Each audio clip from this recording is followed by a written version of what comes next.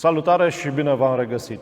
Este o onoare pentru mine să am astăzi un invitat cu totul special și mă bucur să avem plăcerea să vorbim cu venerabilul Gonsar Tulku Rinpoche.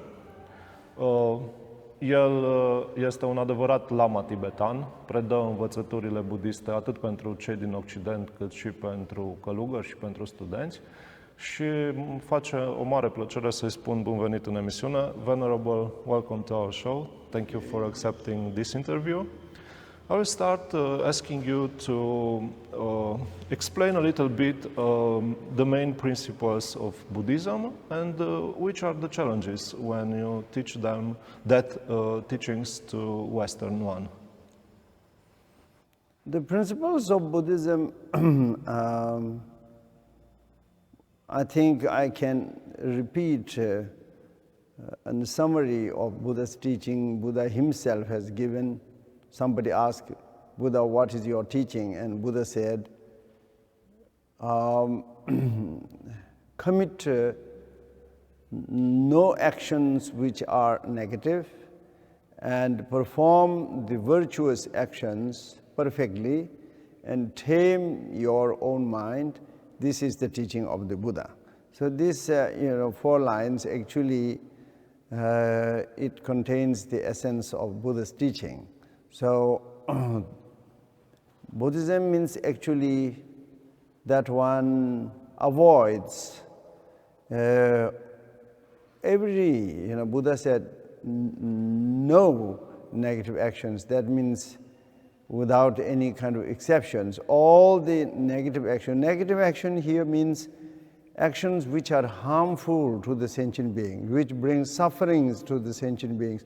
Those actions all must be eliminated. Of course, nobody is able to do it in one day. One starts with whatever is the most gross form of harmful action, and then, improve one's actions, and so that at the end, even a trace of negative, states of the mind can be completely eliminated. And then secondly, perform the wholesome, whatever is virtuous, perfectly. Here also Buddha emphasizes that the wholesome actions, that means what is really beneficial to the sentient beings, one should start with whatever is possible with one's capacity. That means start from the low, and then one should improve and make it really better and better without just sort of contentment with the mediocre level, but to bring it to perfection. And then the root of all that is in one's own mind. Root of negative is in our mind, root of virtue is also in our mind. So the final advice of the Buddha is for all that, one should first tame one's own mind. Our mind is not in a tamed state. It's quite in a wild state. So one has to first domesticate our own mind and tame our mind and gain control over one's mind. And that is essentially the practice of Buddhism. I remember that you said that ethics cool our mind. Yes, ethic is called in Sanskrit shila. Shila is a very interesting word because it's a composition of 2 words, shita late, which means that which cools down.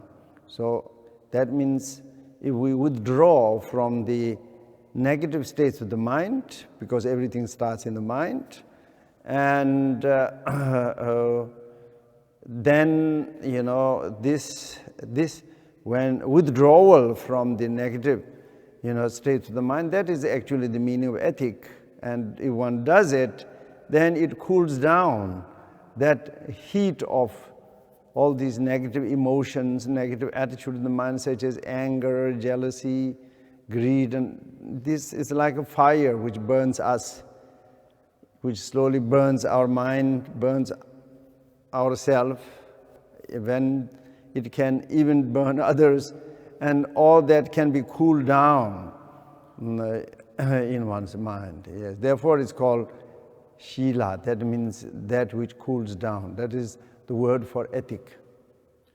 Which are the differences between Buddhist ethics and Christian one? I actually essentially should be the same. You know, all the valid spiritual paths, spiritual systems, even though they may teach, you know, maybe different methods, but essentially should be the same. You know, that's what my, conviction. So, and also when I read a little bit, I don't know so much Christianity, a little bit Bible and so on, then what Jesus is teaching is also, compassion, loving kindness, and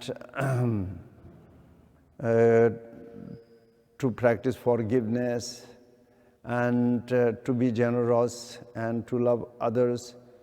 Those are, essential points of ethic, and that is also same in Buddhism. So there shouldn't be, but maybe certain ideas, because in Christianity, and not only Christian, many religions are very strongly connected with the concept of God as the creator and so on, which doesn't exist in Buddhism. So on that level, maybe there are certain differences. Also way to look at the ethic, yes. But in practice there, when we practice ethic, that means abstain from harmful actions, not to kill any human beings or whatever, things like that. After all, all these religions teach us to be a good person, to be a good human being, through abandoning those actions which are harmful to the other human beings, and then, so on that respect is similar, and the essence of love and essence of compassion. So on that level it is very similar, I think. Yes. There are 3 levels of ethics. Could you explain it a little bit? In Buddhism, we talk about 3 levels of ethics, 3 aspects of ethics. Ethic of abstaining from actions, which negative actions. And negative actions always understood thoughts or actions which are harmful to the sentient beings, which brings really suffering to the sentient beings. And these sentient beings, not only human beings, but all sentient beings, all beings with consciousness, including even a small insect and all. So any actions which brings harm and suffering to any sentient beings is negative. That is the criteria of what means negative. And so those actions, are to be stopped, to be eliminated, and starting from whatever is the most gross, and that means like killing. And so the first level of ethic is ethic of abstaining, withdrawing from those harmful actions. And then secondly, not only just abandon what is harmful, what is negative, but also fulfill what is virtuous. What is virtuous means what is really beneficial to the other sentient beings, and especially long-term beneficial, if possible. Then anyway, actions which are not harmful. There are certain actions which seems like helpful short-term, but long-term harmful, then it's still not good. So all actions which are really harmful to the sentient beings, to abandon, to whatever is really brings happiness, beneficial, that should be, perfected. One should not satisfy with a little bit, but one should bring them all to perfection. That is the action of generosity, actions of helping others, actions of really developing wisdom. All such kind of things should be, perfected. So that is the second ethic of engaging in what is wholesome. And then the third action is the action of engaging action of actually bringing, purifying totally our own mind. Not only we control our actions, not commit whatever is unwholesome, and then try to do one's best, but the root of all that is in one's mind. So therefore, look in one's own mind, recognize what are the main cause, the deep and subtle cause of, all the negativities, all the sufferings which are in the mind. So there we have to work. So that means, really to find out what is the root of all problems, sufferings, and negativities, and those are some states of our mind, such as our fundamental ignorance. We all have a very deep fundamental ignorance. That means false or misunderstanding of one's own nature, what oneself is. We all think that I know myself the best, but still our knowledge of ourselves can be totally misunderstanding. The way how we really exist is something other than how we think that we exist, how it appears to be existing. There's still, difference. So therefore, one must really understand the real, actual, ultimate mode of existence ourselves, as well as other sentient beings. What is the relation between oneself and other sentient beings? And that way, then slowly overcome this kind of false view about oneself and about everything, and also to purify such very subtle and fundamental cause of the problem, such as egoism. Egoism is a self-cherishing attitude of the mind, which is very deep. There are many levels, of course. There can be very, very gross form of egoism, but egoism can be very tricky, can be very subtle, can be quite fine, but still egoism. Egoism is self-cherishing attitude. So one should recognize what is the deep cause of our problems, such kind of egoism and such kind of wrong view of the self, and one has to overcome those and change that. And that is only possible through developing in us a perfect wisdom. So here comes the importance of the wisdom. Wisdom which analyzes and which understands the actual reality. What is the actual mode of existence of oneself, actual mode of existence of other sentient beings, and also actual mode of existence of the relation between oneself and others. So this is the very fundamental ethic. And which are the tools to withdraw this delusion? After all, it's a delusion when you think. Yes, all these things, that misunderstanding about oneself, and everything, are the fundamental delusions, which are called in Buddhism avidya. That means not knowing. Avidya means not knowing. Not knowing really the actual nature of ourselves and actual nature of other beings. And all phenomena. And so it is a delusion, and a very deep delusion.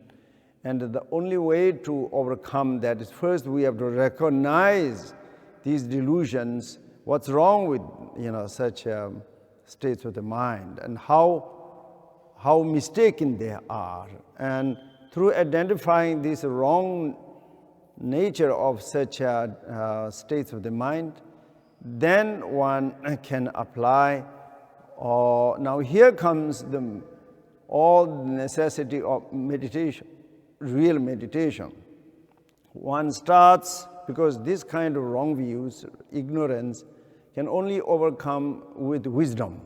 But wisdom are also in three levels. Wisdom through learning, wisdom through contemplation, and wisdom through meditation. So one has to develop one after another. One starts with wisdom of learning, correct learning, and then not only just intellectually learning and knowing a lot, but one also apply, and contemplation. Contemplation is not simply just thinking, but thinking very deeply, especially thinking inward, not only thinking outward, what is this and what is that, not kind of investigation which is externally focused, but investigation which applied within oneself. That way, thinking very profoundly, it's a reflection very deeply with identification with oneself, identifying everything with oneself. And that way of thinking or contemplation is very important. But that alone is also not sufficient. Finally, we have to apply meditative wisdom. And meditative wisdom is still, we don't have it. We have to build it. We have wisdom of learning. We are also able to develop apply some kind of contemplative wisdom. But the meditative wisdom is not yet available in us, because our mind is not meditative. Our mind is so far not a meditative state of mind. So we have to bring our mind first into a meditative state, and which is only possible through the practice of meditation. That means to bring about a perfect concentration and also perfect deep analysis. These two aspects, analytical and concentrated meditation, which one has to practice in an intertwined manner. And through that, then we gain understanding, develop another kind of deeper wisdom which enables us to directly experience, not only know something, even though precise and correct knowledge, which is important, but not only just correct understanding, but actually experience, that experiencing of that. And this comes through meditative wisdom, and which comes through training in the concentrative and analytical meditation, through both. Could you explain it a little bit more, the difference between analytical and one-point concentration? Buddha has taught so many different methods of meditation in the sutras as well as in the tantras. All those different methods of meditation can be included in these two types. One is concentrative type, meditation, which is called shamatha type. Shamatha type, concentrative meditation. And on the other side is vipassana type. We should call not just vipassana, but vipassana type of meditation, which includes a whole lot of methods. That is a meditation in which one is not simply focused upon one object and just simply stay fixed, but one is also analyzing. One is very deeply investigating, deep analysis, which is very important. Only through that way of meditation we can realize many things which we have not realized. But first, single-pointed concentration is necessary, because otherwise our mind remains like now, so scattered and so disturbed and so out of control, always distracted. Either we are totally distracted or we're totally obscure. So we always, balancing ourselves between these two. Sometimes our mind is too active, sometimes it's too slow, too dull, too weak. So we have to overcome both of these problems, and that comes through, for that concentrated meditation, very important. Through single-pointedly concentrating one's mind upon an adequate, a proper object, which generally is, taught by one's spiritual guide, usually. It is not something that one picks up just, somewhere, whatever one likes, but especially for the practice of meditation, and the spiritual guide is quite indispensable. Then through a really qualified spiritual guide would also show how to go about and what are the suitable objects of meditation, how to meditate or how to concentrate on them, and when distraction arises, how to face them.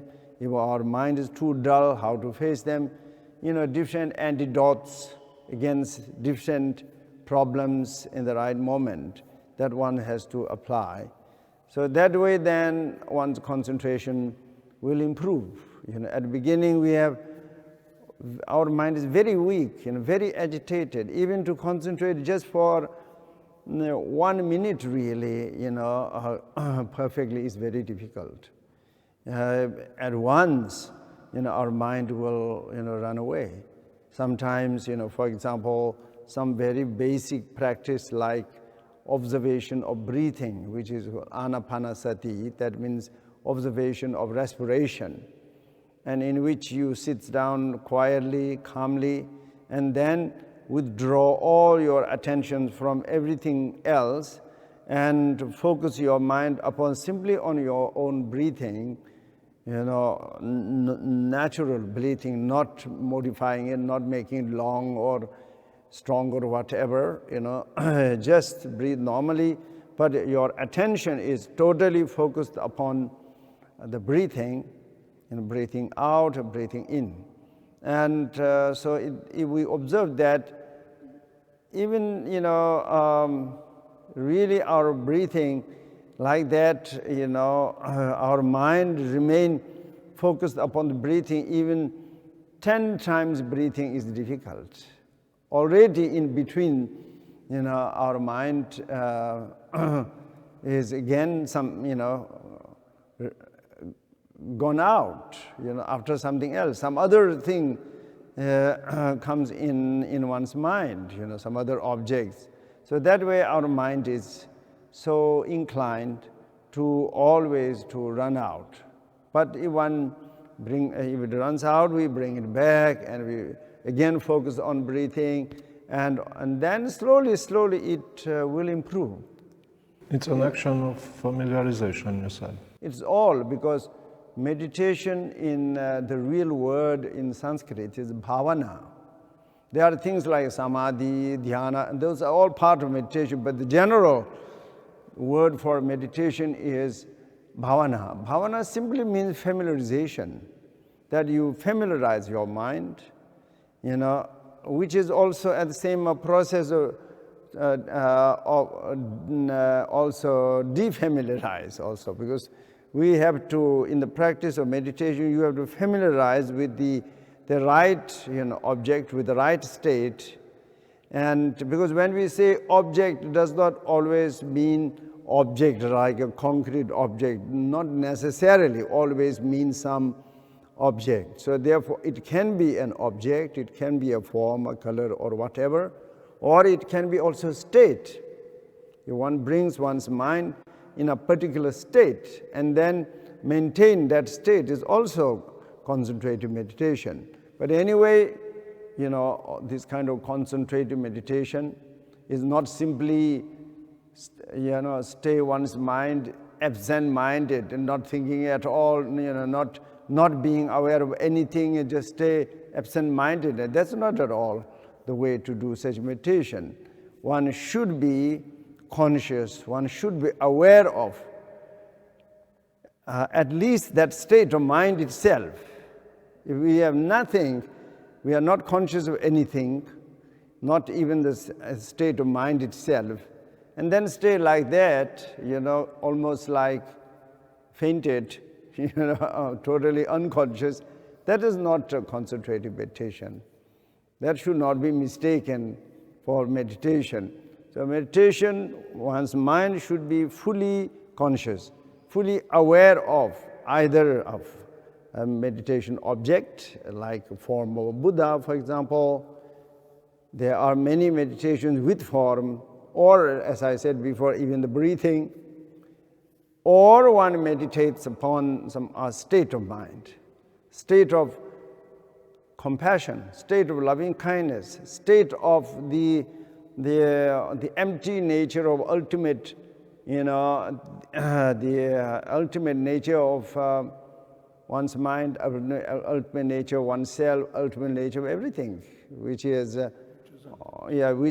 so-called the emptiness, which is not just imagining some empty space. It's not like that. It is, first one has to understand what that emptiness is, and once we have fully understood that emptiness on the basis of oneself, on the basis of one's mind, on the basis of any other objects, once we have fully understood what that really emptiness means, and then stay one's mind, in that state, without losing it, be aware of that. That is also a concentrative meditation. So in a concentrative meditation can be done in different ways, with form, without form. It doesn't have to be always a concrete object, or we can do it also in a concrete object like a form of Buddha. There are a lot of meditations which are very, very beneficial, in which one visualizes a form of the Buddha. Or one can also apply, the meditation on the suffering beings and meditate on the suffering situation, of those beings. Or one can meditate upon, the relation between oneself and others, how we are so deeply, deeply connected with every sentient beings. Actually, how we depend always totally upon the kindness of the sentient beings. So that way, seeing all sentient beings as something most precious, most kindful, an inseparable supporter, inseparable, really source of all happiness and benefit, and that way, how we are so closely connected with all sentient beings. So therefore, Buddha says in the teachings, all mother sentient beings. That means, all sentient beings are like mother. Or sometimes you call all brother sentient beings, or then all sentient beings our, the closest friend. And that has a very, very deep meaning. Those are very important aspects of Buddhism, is this kind of universal loving kindness, universal friendship, and universal compassion. And those are also very important object of meditation.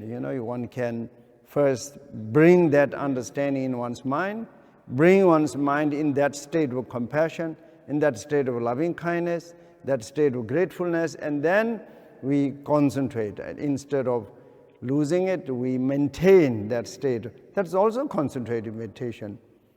Or then, so therefore concentrative meditation and the analytical meditation, it has to go, always together. Analytical meditation, which gives us certain understanding, and then after we concentrate on it, and so strengthen it, stabilizing it, deepening it. Then when it's kind of fading away, then we apply again analytical concentration to bring it into, with clarity, to make it clear in the mind. And then again we apply concentrated meditation to deepen it, to stabilizing it and experiencing it. So this way, concentrative analytic meditation has to go hand in hand, in an intertwined manner, then brings the best result. If we don't do that and only analyze or only concentrate, then it's not that effective. Speaking about a spiritual guide, is it important to have a master?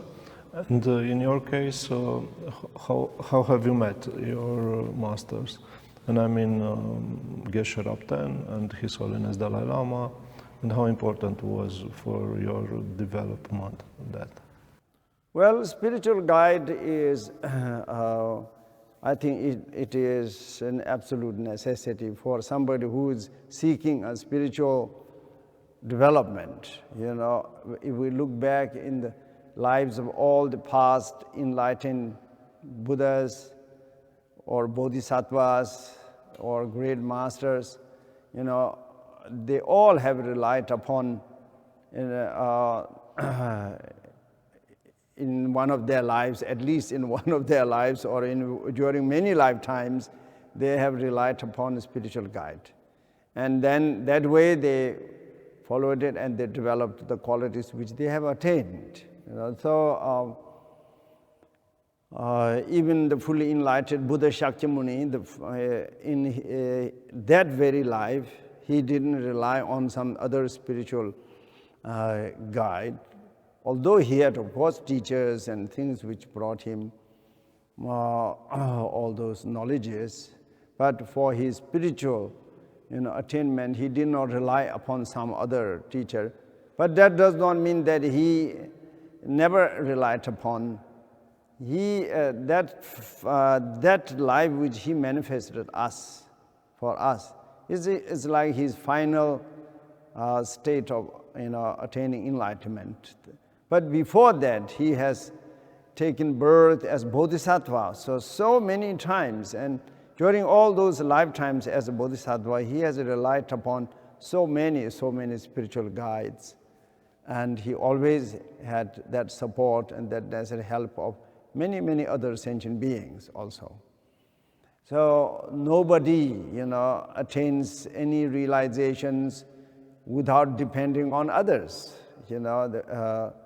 So this is the case, and if we look back in the history of many great masters, Indian masters after Buddha, or great Tibetan masters, all have relied upon spiritual guide. So, but this is not just a tradition or something like that, but it's something which is necessary, because when we practice dharma, that means we develop that kind of spiritual path, realization in oneself.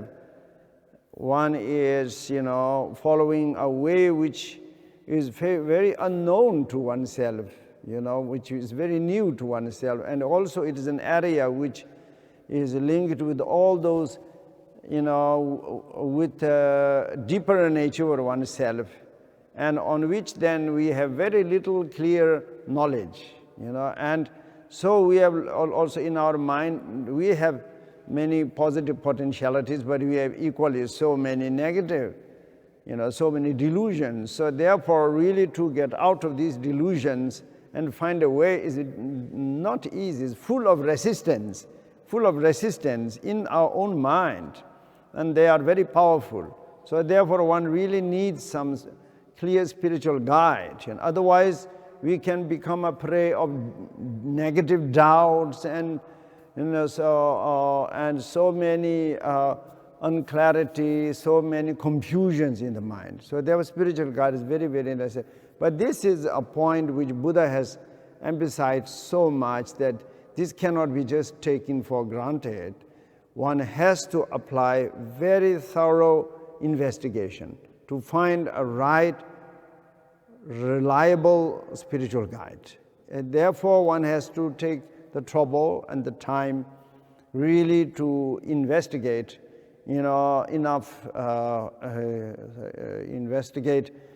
sufficiently, and so therefore to go about with just simply naiveness or just blind faith is dangerous, So therefore, at the beginning, one has to be even skeptical and very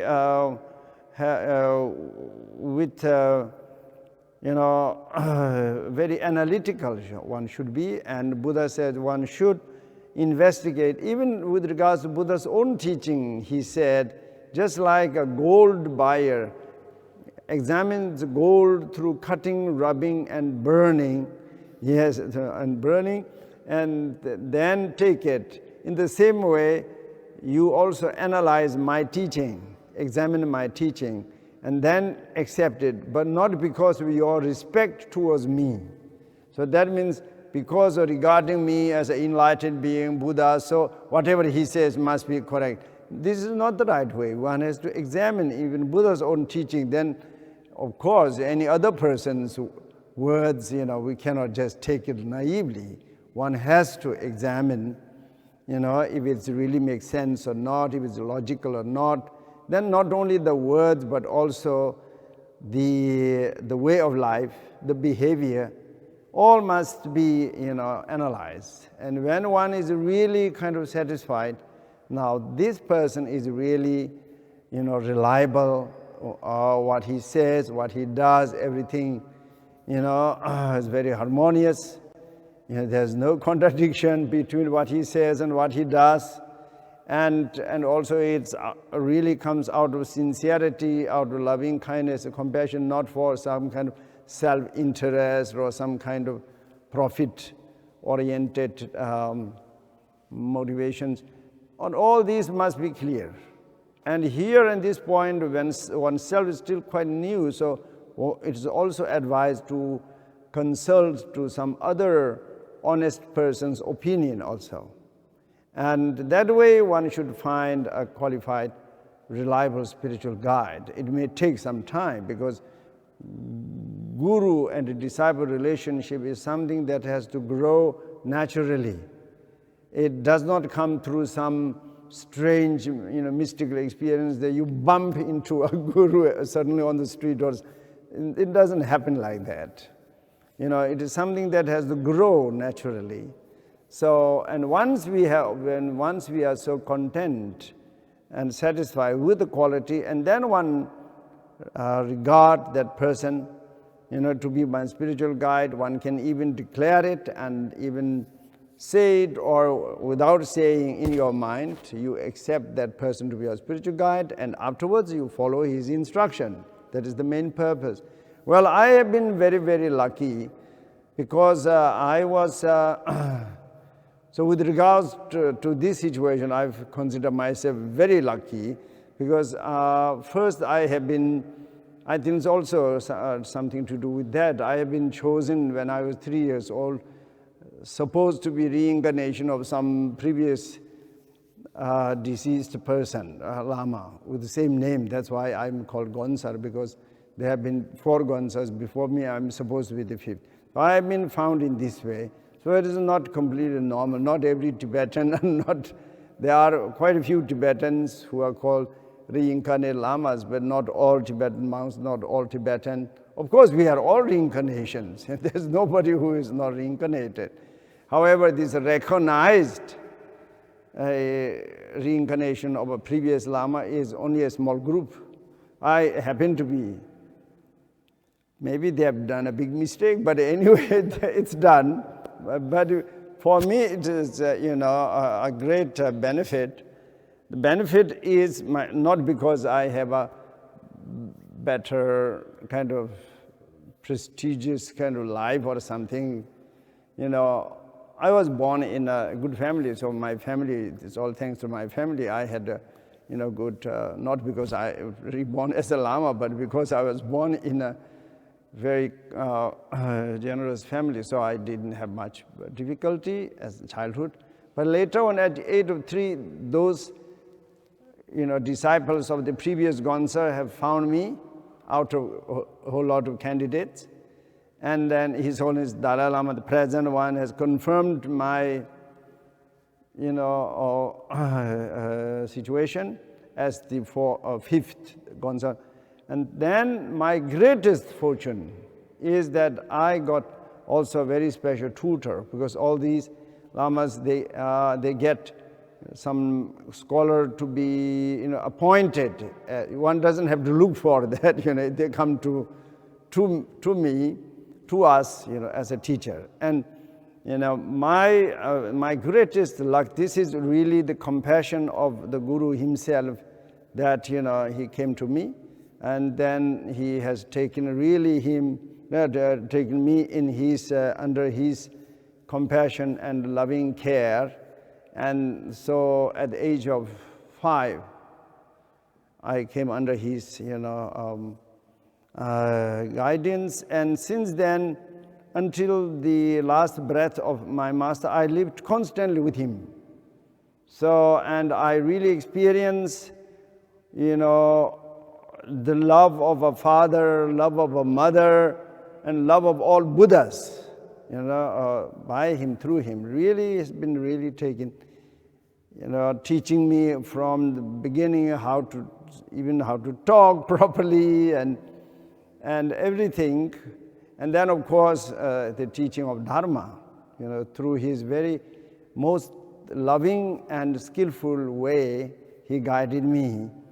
And so even though I'm a very spoiled and a very lazy child, but still, whatever I have learned a little bit is thanks to his kindness. If I was a better student, I would be also in a better position now, which is my own fault. I'm still like this, and that is my own fault. But still, what I have become, at least kind of reasonable human being, that's all his kindness. And then have learned a few little things through his kindness. So for me, he represents all the Buddhas of 3 times. Yes. How have you met His Holiness Dalai Lama? Of course, then His Holiness Dalai Lama, who also recognized me, who confirmed my recognition. And then, of course, His Holiness Dalai Lama is not only for me, he is the guru of all Tibetans. And at the age of 3, I remember my first meeting with His Holiness. I don't remember everything, but I remember only few sequences. When I was taken first time to him, after my recognition, he cut my first hair. We make ceremony, the cutting of the first hair, and he gave me my personal name, which is Tenzin Kherup Jingmi Namgyel. That is given by him. Therefore, I'm called Tenzin. My first name is Tenzin. That is also a part of his name. His name is His Holiness 14 Dalai Lama Tenzin Gyatso. So, therefore, I am called Tenzin Kherup. So also he gave me his name. And he's been very, very, not only in such a ceremonial way, but he has been also very kind to me, because my predecessor was the family guru of his family, like his father, mother, and his oldest brother who passed away. They were all his disciples. So therefore, I have some connection there. And later on, my master, Geshe Rabten Rinpoche, was appointed as his philosophical assistant. So he had to stay always, especially after coming to India, he was always staying near him in Dharamsala. And so I was also with my master. So I saw His Holiness very often. And he is the one who also, advised me to learn English. He sent me to my English teachers. So, also, therefore, I'm very much also indebted to his kindness for all Tibetans in general and also personally. And then another very important guru who was also a guru of His Holiness himself. His Holiness had 2 teachers, senior teacher and junior teacher. And both of them were our masters too. And especially the so-called junior teacher, who is called junior, not in age junior, but who became teacher later. The first, the other one, there was still the third one who passed away, then the second one, then the later, then third one. So in age he is older, but 2 years older than the senior one, but he's called junior teacher. This junior teacher, extraordinary great master, really the greatest master of our time. He was born in 1900.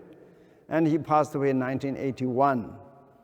And he was the principal root guru of my master, Geshe Rabten Rinpoche. He followed very precisely his advice. Whatever, even to come to the West and everything, he's followed his advice. And he was equally also, because of my master's master, and also he was such a great master, I received also a lot of teachings from him. And he was so,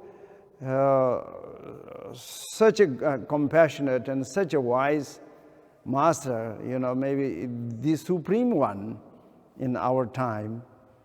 And now we have also very good relation, very close relation with his reincarnation, who lives in the States. and also my master's reincarnation, and him also very close, like my master and that master was very close. In the same way, the young reincarnation of that one and young reincarnation of our master are also, like in the past, so close, so inseparably connected. Yes, it is very moving to see them together. And for me, the two previous masters were for me so important. And the same way the two, now they are in another form, in a younger form, but it's, for me it's still the same. So I've been very lucky. And altogether I had also some other masters. Altogether I had 8 masters, gurus in my life. But still the most important, my root guru, whom we call that, is my master Geshe Rabten Rinpoche. Yes, everything, whatever I have achieved, anything, whatever positive qualities, if there is anything in me, that's all thanks to him. Yes. Western psychology recognizes the expertise of Buddhist monks on mind, on meditation and happiness. And you also today will have a seminar about happiness with psychologists. Yes. How hard is for a Western one to apply these principles, and which are the challenges when you know, we are all looking for happiness, and yes. The Buddha's teachings seems to be the key. How hard is to apply on a daily life for a Westerner? And speaking about that, I would like you to tell us a little bit more about the Balaton Center. My master Geshe Rabten Rinpoche was, I think, one of the very first, Tibetan lamas, Tibetan masters who taught foreigners, who taught Westerners. This was back in 1968, 69, when he was living in Dharamsala near His Holiness.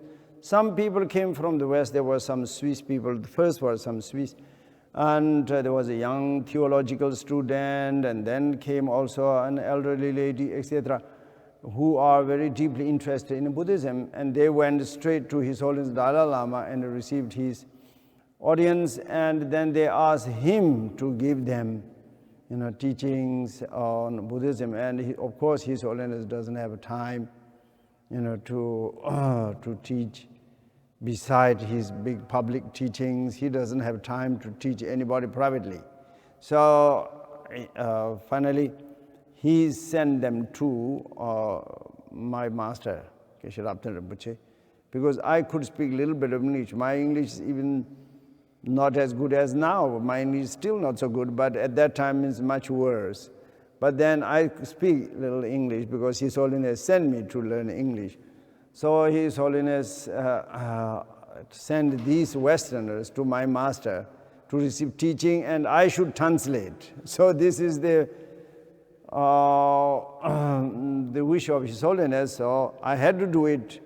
So, but Geshe Rinpoche, even though he has never taught any Westerner in his whole life, but he is such a skillful master, so full of wisdom, so I had no difficulty to teach anyone, and through his very skillful way, for me it wasn't also too difficult to translate, even though it was very funny situation sometimes, Anyway, so that's how my, the translation worked. I started first not as a teacher of the Westerners, but more translator for the Westerners, of my.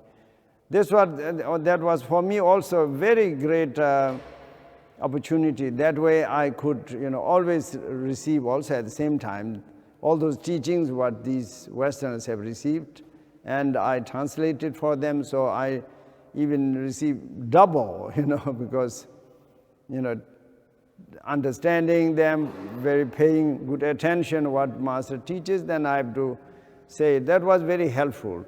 So therefore, at that time, he was one of the very rare Tibetan teacher who taught Westerners. And actually there was, when somebody like him who is so learned and also so skillful, and not only learned intellectually, and but who has really gained, who mastered these teachings, who really gains that experience, so whatever he taught comes out of his experience, not from the texts, what he has studied. All the meaning of the text he has already integrated with his own mind, and that way he has fully realized them. So therefore, out of that realization, whatever he taught becomes very clear, because everything we can also understand, that means this, that means this, something we can recognize also within ourselves. And that's why his teachings, though he never taught anybody from the foreign country until then, but they had no difficulty right from the beginning, because what he was teaching is teaching about them, which they have to recognize themselves. And his explanation is so very clear, which really points to what they have in themselves, that they can recognize it. There's nothing that they can't believe, they cannot understand, this is typical Tibetan or something. There was nothing like that. So everything was so living, so something can be directly experienced. That's how Buddha also taught. Buddha did not teach any theories, which some ideas which, is completely based on some beliefs or some cultural thing. And Buddha taught directly. Buddha did not teach anything so Indian culture. Buddha taught what is really, what corresponds to the human nature, what we have. And on that level, actually, the different races, different, kinds of human beings have very little difference. Actually, we have all beings, not only humans, even animals, we have a lot of things in common.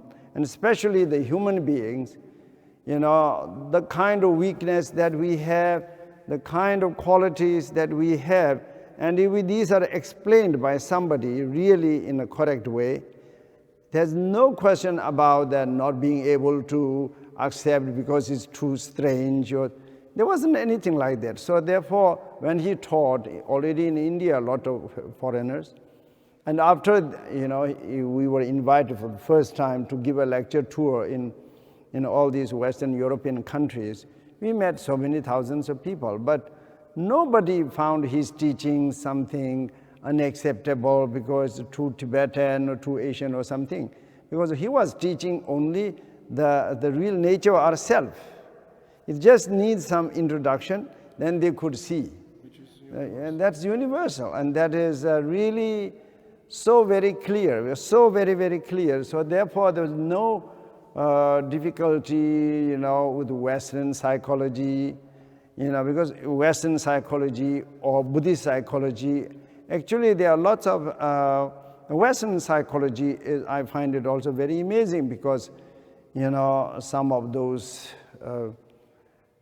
very wise, people who has, developed certain systems of analysis about the mind and human nature of human mind and so on, is very amazing. Some come also quite close to Buddhism, and it was also a wish of His Holiness that I also had to learn something on Western psychology. So I also, on the Jungian psychology, etc., I did some studies about that and so on.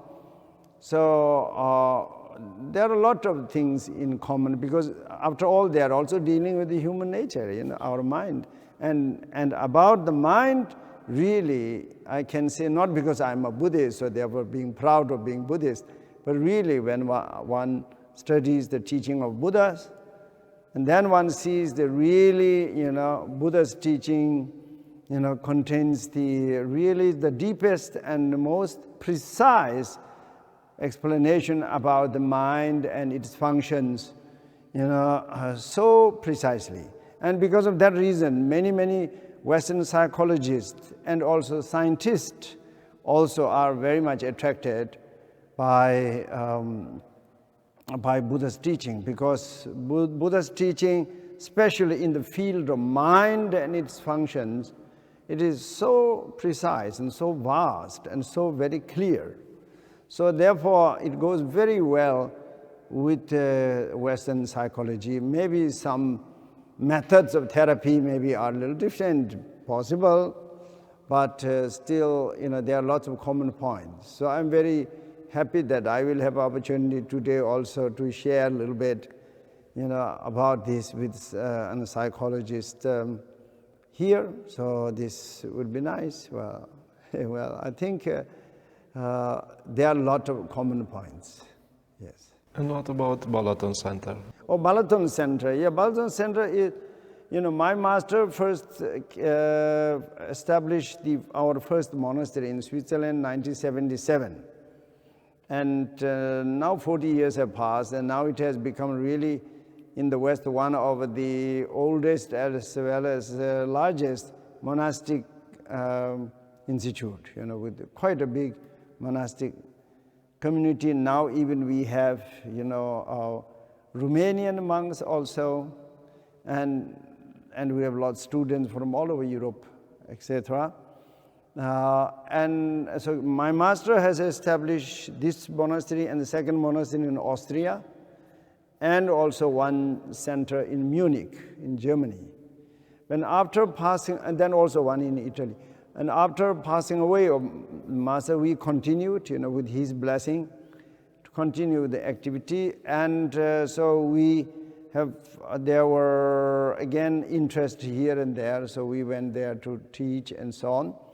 And finally, we established, because then Eastern Europe also opened itself, and so we have started, we first came in near Balaton in Hungary, because there was a Korean monk, Korean Buddhist who lives in Vienna, and he went to, it's not so far from Vienna, and so he went in this area, and his idea was to build one pagoda, one stupa. This is also their tradition, to make stupas in different places in the world with the relic of Buddha. And so this was made because he asked me to choose the spot. So I did some observation and finally found one appropriate place for the stupa. And so I helped him to consecrate the place and to start all this foundation of this stupa. And then once it was done, it's done in a little bit like in Indian style. And after, I could also invite His Holiness Dalai Lama to bless it. And all these were done. So then nearby, then we have purchased a small land, not too near, but in this area near the lake of Balaton. Then we purchased a little piece of land, and there we started a small, like a retreat center, which exists. And now all these years, it's nothing very big, but sometimes we go there and give teachings. And also we have this old connection with Courage, who is one of the first, European scholar on Tibetan in Tibetan Buddhism and Tibetan culture. He was really, so far, the best European, who actually, whose research in Tibetan culture, Buddhism is very, very sincere, very, very sincere, and he has done a very wonderful work, what he has written. So that's also a kind of connection we have. So we have also made a little memorial, thing for him, also for the Courage there. And then now we have this small temple there. We go sometimes and give teachings. So, and then after that, we also established another center in Czech Republic. And now almost how many years? 2010, then I come for the first time here in this country, and I like it very much because the country is very beautiful also. And here we have a very good group of students who are really intelligent, with fresh mind, and very sincerely interested. So they organize every now and then, some talks here in different towns, different cities. So they come sometimes over also to Switzerland, and we come here quite regularly. So I'm very happy to be here in this beautiful country. And yesterday, these last, I have seen still more part of the country. It's so beautiful. Really, I'm quite amazed. And wherever I go, I meet some very, people who are really very sincere, very, interested, and also really persons like you. So that gives me great joy and happiness. Yes. Thank you. We are reaching the end of our show. If you have something to add. All what I can do is to pray, as I regularly do, to all my gurus and Buddhas, so that, the wisdom and compassion, really pure wisdom and compassion will generate in all parts of the world, and wherever it's not generated, and wherever it's generated, it will still, flourish and increase, and so that I can also contribute from my little part, for the promotion of these things, the message of Buddha, that's compassion and wisdom. Also we can contribute something for it. And I think the essence of, although there are so many spiritual paths and spiritual systems, but the essence is, the universal compassion and wisdom. They have to go hand in hand like two arms or two eyes. It's not enough having just only compassion, it's not enough just only wisdom, but these two has to be united. The compassion, loving kindness is one aspect, on the other aspect is the wisdom. And when they are united, then it brings the best result. Then it can bring really what we always aspire, like the peace and happiness and so on.